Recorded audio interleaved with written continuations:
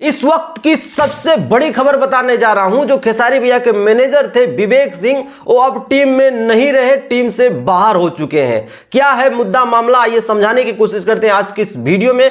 बने रहिए लास्ट तक। बाकी चैनल पे नए आए हैं तो चैनल को आप लोग सब्सक्राइब कर सकते हैं। देखिए, इस बीच में हमने लगभग 2 वीडियो बनाए थे और दोनों वीडियो में बताया था कि शायद जो है हमारे विवेक भैया टीम से बाहर हो चुके हैं, और मेरे पास सबूत नहीं थे कि वो टीम से बाहर हो चुके हैं। लेकिन आज मैं 4 महीने से देख रहा हूं कि टीम से बहुत दूरी बना लिए हैं, और हमारे सूत्रों से यह पता चल रहा है कि अब पहले जैसे जो है माहौल नहीं रहे, पहले जैसे खेसारी भैया में और विवेक भैया में रिश्ते नहीं रहे, रिलेशन बिगड़ चुका है, यह सुनने को मिल रहा है। क्योंकि अगर ऐसा होता तो इतने बड़े बड़े कार्यक्रम हो रहे हैं, अभी सोनू पांडे जी के भाई का तिलक था, वहां पे हमारे विवेक भैया नहीं देखे, वहां तक नहीं देखे, तो इसका मतलब हम लोग क्या समझे कि टीम से वो बाहर हो चुके हैं। और जो सूत्रों से पता चल रहा है कि उनके रिश्ते आजकल सही नहीं चल रहे। अब किस वजह से नहीं चल रहे मुझे नहीं पता है, लेकिन मुद्दा मामला वही सब एग्रीमेंट है, वो दुनिया दीवाना शायद हो सकता है, मुझे इसके बारे में उतना डिटेल में तो नहीं पता है।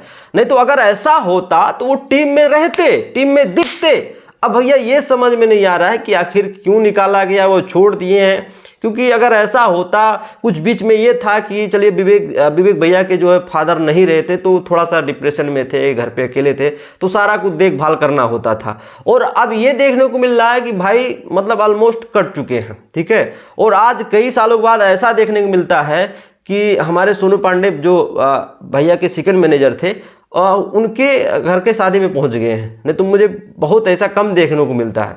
तो इसका मतलब जो है अपने पहले वाले मैनेजर को बढ़ावा दिया जा रहा है, और जो उनके मेन मैनेजर थे विवेक सिंह, उनको जो है साइड किया जा रहा है। ऐसा मुझे लग रहा है, मेरा ये मानना है, ठीक है। और मैं ये पूरे दावे के साथ मैं कह रहा हूं कि शायद अब वो टीम में नहीं रहे, ठीक है। क्योंकि जब उन सबसे पूछोगे तो वो लोग नहीं बताएंगे, क्योंकि उनका पर्सनल है। लेकिन मैं ये पूरे दावे के साथ में कहता हूं 90% सच है कि अब वो टीम में नहीं रहे।